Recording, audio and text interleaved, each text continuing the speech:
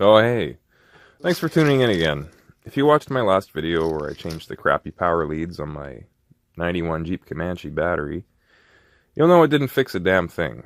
So, after a new battery and now new battery cables, the only culprit left in my case was the old alternator. To be totally honest, I filmed these things like last spring and just never got around to editing them because I did such a shit job of filming them. My mic was acting up, and I broke another tripod, so I was having issues all over. That combined with my near non-existent knowledge of filming or automotive repair makes for some real garbage to work with. But since, like a dumbass, I put a teaser at the end of that last video for the alternator swap, and like one or two of you actually expressed some interest in seeing it, so here's the grand finale to my electrical issues.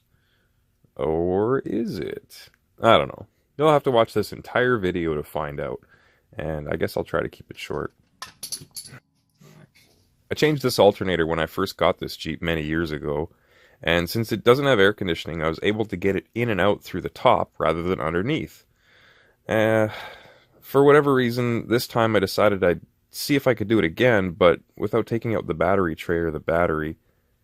And as you'll see, it's doable, but just take out your battery and tray to save yourself the annoyance. It's so much of a hassle. I'm an idiot. If you're still watching and you have to do this job, hopefully this video will be of some use to you. If you're just here to see me scrape my knuckles and swear, you might also enjoy this. So, I thought I'd just cover this adjuster here real quick, because it's the fucking worst. There's that bolt right there. See, on that little track? Way down there. And that's, see, and then there's a bolt that slides along it. And that bolt is right there. So you need to loosen that a little, that too. That's going to be your adjuster. That's what's going to put tension on your belt. But that's not all. You get to undo this one, because it pivots on that. But then, you also got to go back behind it and undo this one. And down below there, just to be a real prick, there's another one down there. And unless you loosen all of those, this thing's not going to budge, so yeah, good luck. So it threw me for a bit of a loop when I was disconnecting this guy. This right here is the power supply, right? That big guy. There's a nut in here that holds that boot on, or holds the wire in the boot, I should say. And then but below here, you got this fucking thing. As soon as I pulled it off, my heart sank because I thought, oh my god, is this the voltage regulator? These things are supposed to be external, but not on the alternator. So I quickly asked the Oracle, and according to the geniuses on forums out there, this is nothing more than a fancy plastic boot on a bunch of wires just to make sure you don't hook them up wrong, I guess. It's taken off by, I think these were 8 mil that held these two suckers on, and then these bigger guys were 10 mil. Yeah, so yeah, so I almost called a stop to things and ran back to the store, but yeah, it turns out this is nothing. My alternator is still fucked. Awesome. So as you can see, I loosened off that top bolt by removing the nut from the back. I think it was a 15 mil. On the bottom of the alternator at the front, there's another 15 mil bolt. There's also another one next to it in the bracket that I took out for no reason at all. You don't have to do that. Just take out the one in the alternator, and that's it. Well, now this ought to come out. Oh, I gotta take that wire off. Shit. Hopefully, I don't have to tell you to disconnect your battery before you start playing.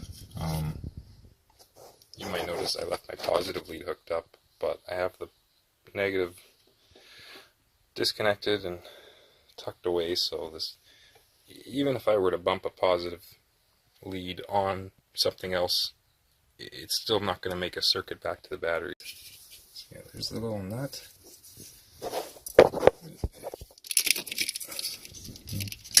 There's that wire.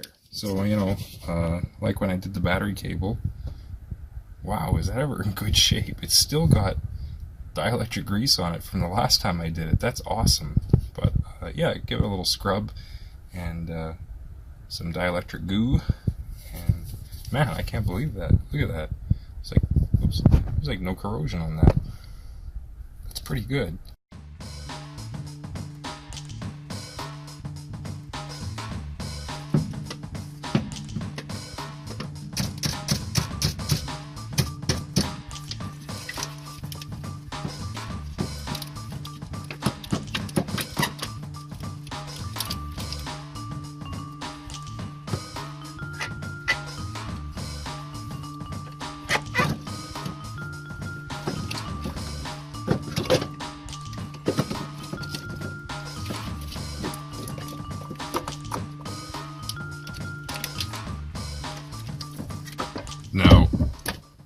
screwdrivers might come pre-installed with these little nuts on here. You might want to take those off and put them aside before you put the alternator in, because it's a lot easier to get them off now.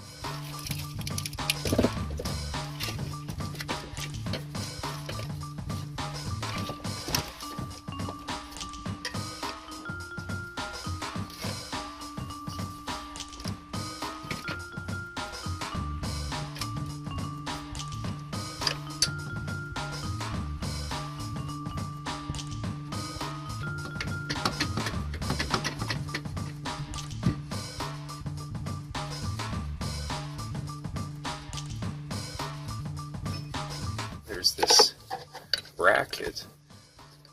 I just used the screwdriver here to just kind of pry it out of the way, so this part here could slide in nicely. And you don't have to get it in all the way, just get it started.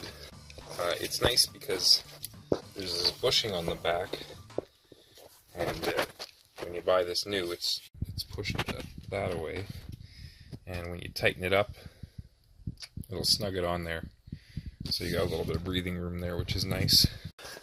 And then, getting ahead of myself. Here's that bolt I took out for no reason. Although, you might want to take it out because it gives you a little bit of flexibility in this bracket, which maybe will make your life easier. I don't know. I think it kind of helped me out. But yeah, here's this bolt. So this isn't in there yet. Under here, just give this a wiggle and a push. And look, you can get that hole to line up. Put this guy in, and once you got that, you saw the top was pretty well almost lined up. Just get this guy in, don't tighten it right up yet, but get it in to hold it so you can wiggle that top part without this falling out. Now I should just have to line up the top here and put that bolt in, and it should be last. Just gonna pry the alternator up.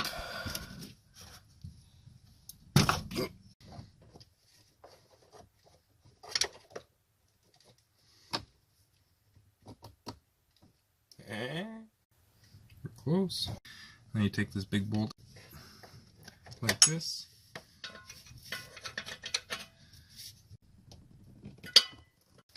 I don't know why you'd want to do this without taking out your tray. I just kind of wanted to see if I could.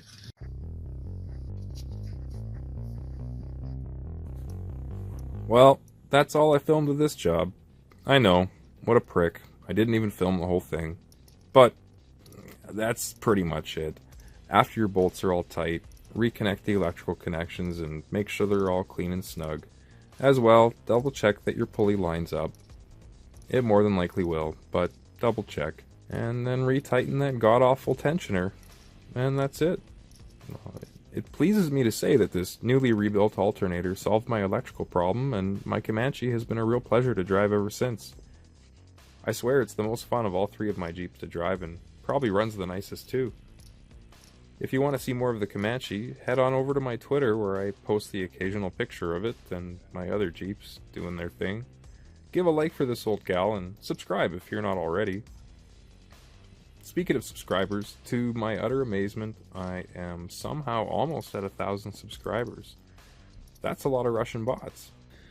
No, but actually, I have no idea who most of you guys are, but thanks a lot. Your support is awesome.